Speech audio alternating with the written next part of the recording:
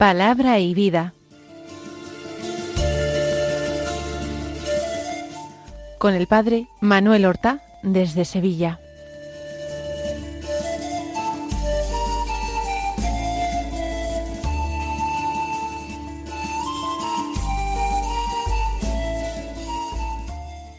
En el nombre del Padre, y del Hijo, y del Espíritu Santo.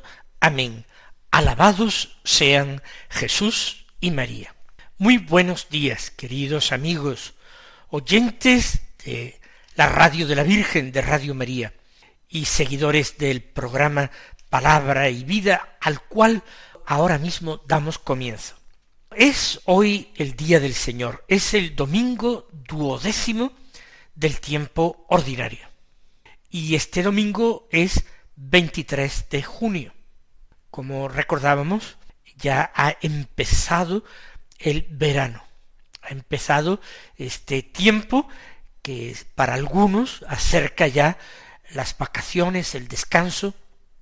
Nosotros tenemos que vivir en invierno y en verano, y en cualquier estación del año, y en cualquier edad de nuestra vida, tenemos que vivir nuestra entrega al Señor. Una entrega que se concreta en la escucha de su palabra y en la docilidad a lo que en ella se nos dice. Por eso vamos a comenzar escuchando el Evangelio que se proclama hoy en la misa. En este ciclo B de lecturas, pues principalmente leemos el Evangelio según San Marcos, del capítulo 4, los versículos 35 al 41, que dicen así: Aquel día, al atardecer, dijo Jesús a sus discípulos: Vamos a la otra orilla. Dejando a la gente, se lo llevaron en barca, como estaba. Otras barcas lo acompañaban. Se levantó una fuerte tempestad, y las olas rompían contra la barca hasta casi llenarla de agua. Él estaba en la popa, dormido sobre un cabezal. Lo despertaron diciéndole: Maestro, ¿no te importa que perezcamos? Se puso en pie, increpó al viento y dijo al mar: Silencio, enmudece. El viento cesó y vino una gran calma. Él les dijo: ¿Por qué tenéis miedo? ¿Aún no tenéis fe? Se llenaron de miedo y se decían unos a otros: ¿Pero quién es este? Hasta el viento y el mar lo obedecen. Acabamos de escuchar el episodio de la tempestad calmada. Todos lo hemos oído alguna vez, hemos oído predicar sobre él. Quizás nos hayamos identificado con aquellos apóstoles faltos de fe. Vamos a repasar aquello que hemos escuchado.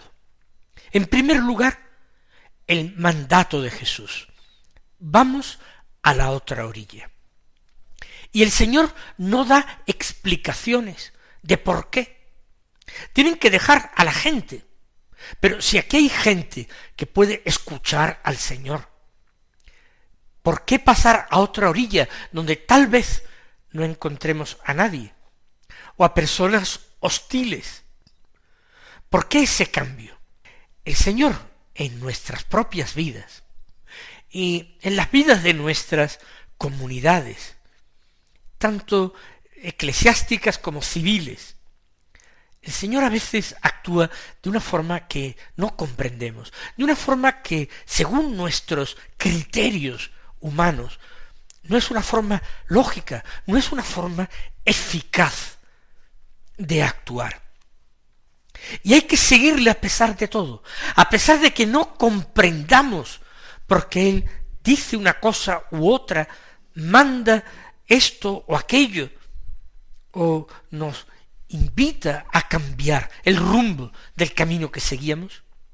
Es preciso escucharle y obedecerle sin entender. Pues la respuesta rotundamente es que sí. El Señor no obliga a nadie. El Señor invita, pero ¿invita a qué? invita a que lo sigan, invita a que vayan en pos de él. Él va a embarcar, va a pasar a la otra orilla, y los que quieran estar con él y seguirle deberán tomar su mismo rumbo. Lo único que hay que comprender es que el Señor es el único tesoro de mi vida, el que le da su sentido, y por tanto, ¿qué haríamos nosotros sin él?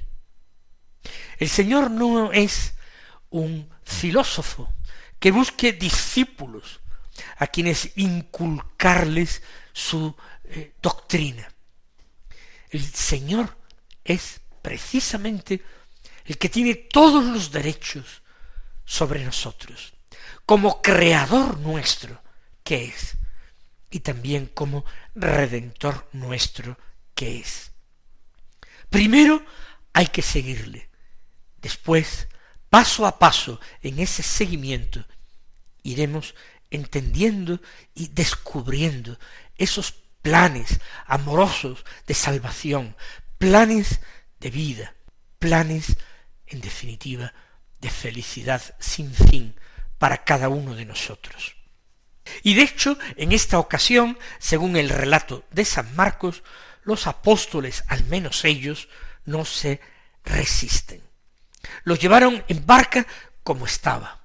No tiene que preparar equipaje ni mudar de ropa. Tal como está allí se embarca. Y otras barcas lo acompañaban.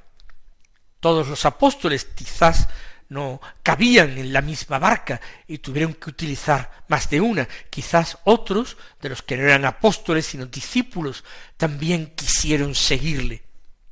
Ahora este seguimiento del Señor, no creamos nosotros ingenuamente que es un seguimiento placentero. El camino por el que nos lleva el Señor es, antes o después, un camino de cruz. Es decir, el sufrimiento, el dolor, el fracaso, el miedo, pueden hacerse presentes en nuestras vidas. Y seguro, con toda certeza, antes o después, de una manera o de otra, van a hacerse presentes. En el caso del Evangelio que acabamos de escuchar, es una fuerte tempestad que se levanta. Parece que de improviso, si el tiempo hubiera sido muy malo, es posible que se hubieran resistido a acompañarlo. Le hubieran dicho, no es el momento más apropiado para embarcar. Pero aquella tempestad fuerte en el lago es repentina. Las olas rompían contra la barca hasta casi llenarla de agua. Y la barca era lo que los mantenía a flote sobre las olas. Y está casi llena de agua. Hay un peligro evidente de que termine zozobrando. En medio de todo esto, parece inverosímil, Jesús estaba en la popa. La popa es el lugar del timón. Y él está en la popa, pero dormido sobre un cabezal.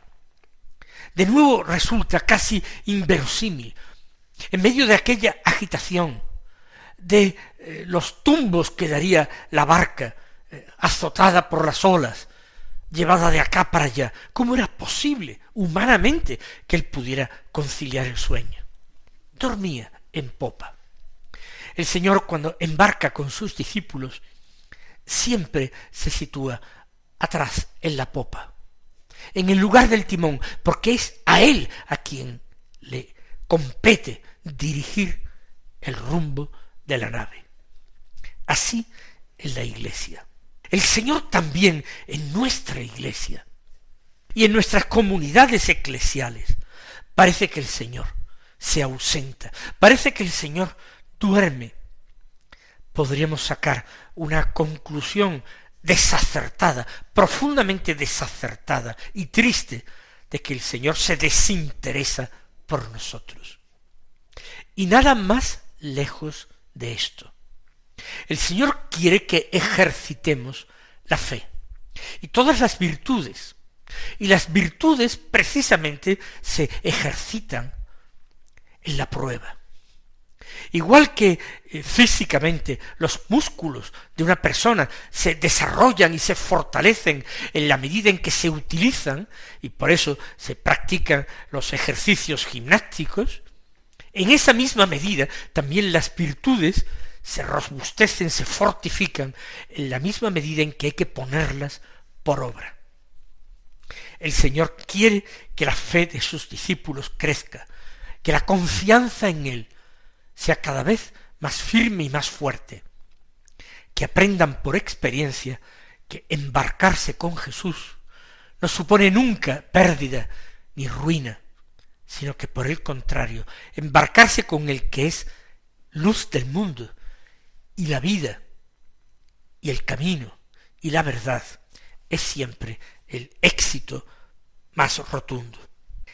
Pero los discípulos despiertan a Jesús en el colmo de su angustia y además se atreven incluso a reprochar a Jesús. Le dicen, es que no te importa que perezcamos. ¿Cómo es posible? Hay una pequeña fe que asoma en sus palabras. Ellos piensan que Jesús, que era artesano en Nazaret, carpintero quizás, como José, que puede ayudarles a pesar de todo. Jesús no era pescador. Y sin embargo, le dicen, ¿cómo es que estás ahí sin hacer nada? Algo podría hacer Jesús. Quizás con algún recipiente empezar a sacar agua de la barca, que estaba ya casi llena para que no terminara yéndose a pique. Parece que Jesús se desentiende, calla y además duerme. Aparentemente no hace nada. No te importa que perezcamos. Quizás esta experiencia de pequeña fe, pero al mismo tiempo de profundo desconcierto, la hayamos vivido también nosotros, esta experiencia. Nosotros también es como si fuéramos en una barca, surcando ese mar que es la vida, a veces con un rumbo más definido, sabiendo qué hacemos, a dónde vamos, qué perseguimos, a qué puerto nos dirigimos, otras veces dejándonos llevar un poco por las mismas olas, sin ser capaces de dar un rumbo definido a nuestras vidas, quizás sin permitir que el Señor sea el que de verdad empuñe el timón y nos conduzca. Y también puede ser que en esta vida que a veces nosotros hemos elegido o hemos querido conducir de una manera determinada, es posible que las tempestades se levanten, y a veces de improviso, como es el caso del Evangelio, problemas fuertes de salud, de trabajo, familiares, con la convivencia, tantos problemas que pueden suscitarse.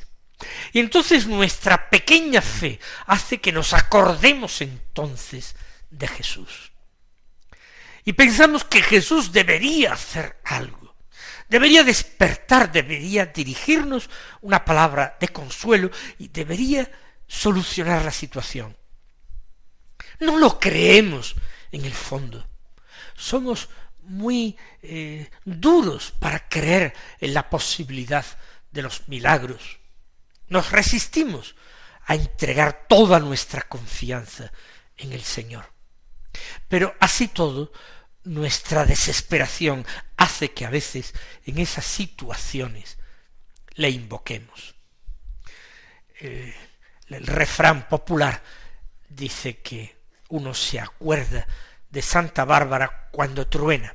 Es decir, que cuando se presenta la dificultad o el problema que no podemos controlar, entonces nos acordamos del cielo. Solamente entonces. Jesús reacciona ante esta súplica, porque Él quiere impartir una enseñanza a los suyos. Y si duerme, ha sido precisamente para que ellos acudan a Él y aunque sea de esa mala manera, reprochándole, no te importa que perezcamos, que a pesar de todo, busquen en él una salvación. Por eso él se puso en pie, ya plenamente despierto, increpó al viento y al mar. Les dijo: silencio, enmudece. Y repentinamente, y de inmediato, de una forma que no era en absoluto natural, el viento cesó. Se acabó el oleaje, vino una gran calma, de repente. Y entonces vienen esas palabras que también el Señor dirige hoy a nosotros. ¿Por qué tenéis miedo? ¿Aún no tenéis fe? Se suponía que después de tiempo siguiendo al Señor, de haber escuchado su predicación, de haber quizás contemplado ya algún milagro, ellos deberían sentirse seguros con Jesús, durmiera Jesús o velara. ¿Por qué tienen miedo si están con el Señor? Qué poco aprecian al Señor, qué poco creen en Él cuando temen. ¿Aún no tenéis fe? No. Y tardará mucho en despertarse en ellos la verdadera fe. Habrá confesión de fe de algún discípulo a lo largo de la vida pública, pero no será hasta después de su gloriosa resurrección de entre los muertos, cuando los apóstoles se abren verdaderamente a esa fe teologal. El Señor, que ha venido de la muerte, vivo, radiante, poderoso, para devolverles la alegría que parecía haberse extinguido definitivamente en sus vidas. ¿Por qué tenéis miedo? ¿Aún no tenéis fe? Nosotros tenemos muchos miedos, muchas inquietudes, todo nos asusta el futuro, nos asusta también profundamente el presente. Y cómo no, algunas personas tienen miedo incluso de su pasado, porque ya no pueden cambiarlo, porque ya no pueden enmendarlo, porque temen a las consecuencias que pueden venirle de su pasado. Tememos, y continuamente tememos, porque tenemos poca fe. El Señor les dice: ¿por qué tenéis miedo?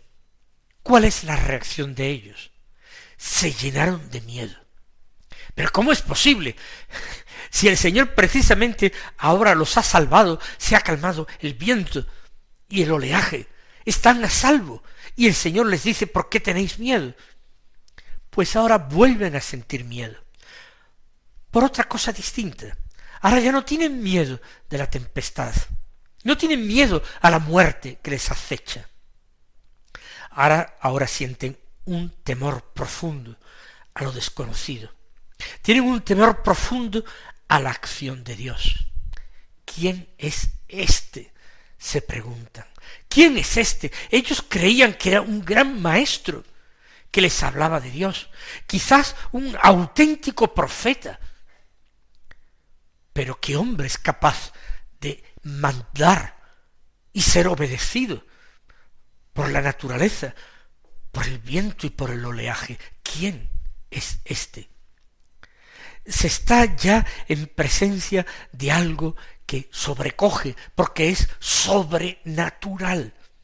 Es ya la acción de Dios directamente, que a través de la palabra de un hombre está mudando el orden natural de las cosas.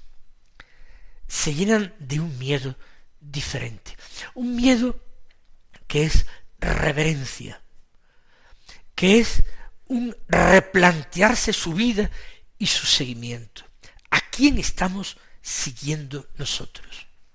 Ellos están aprovechando ya la lección que el Señor les ha dado cuando les invita a tener fe. Ahora se dan cuenta que no se trata simplemente de una confianza humana en este hombre excepcional, pero en definitiva un hombre como ellos.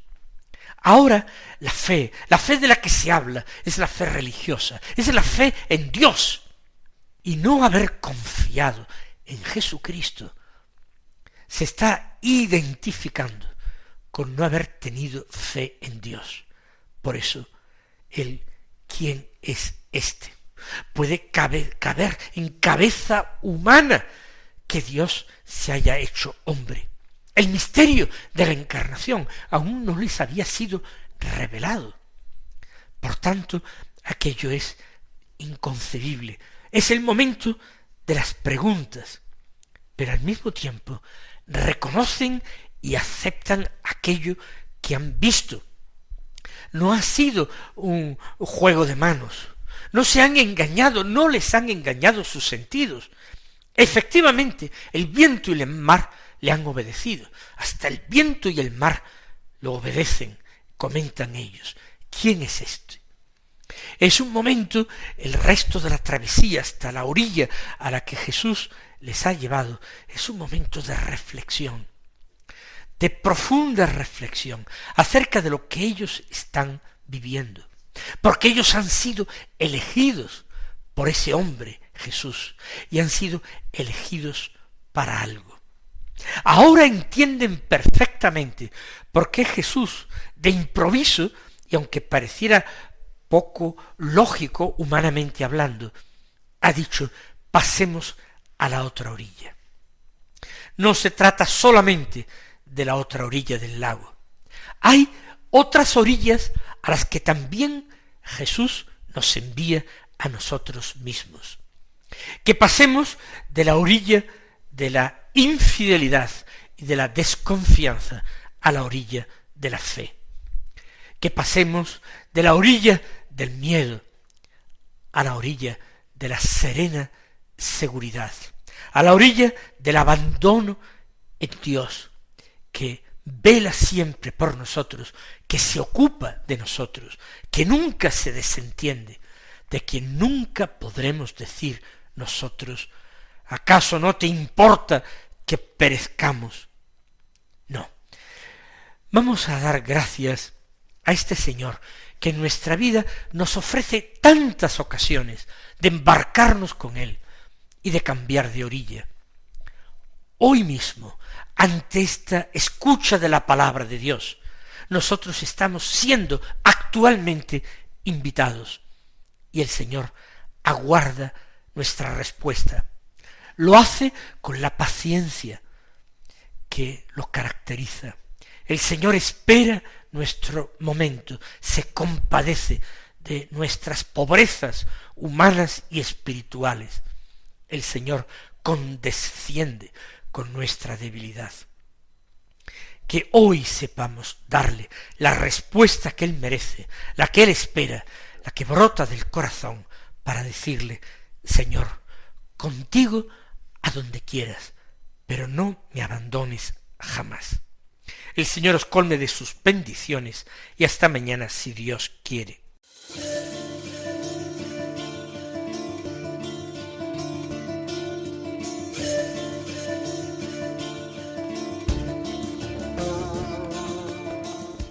Han escuchado en Radio María Palabra y Vida,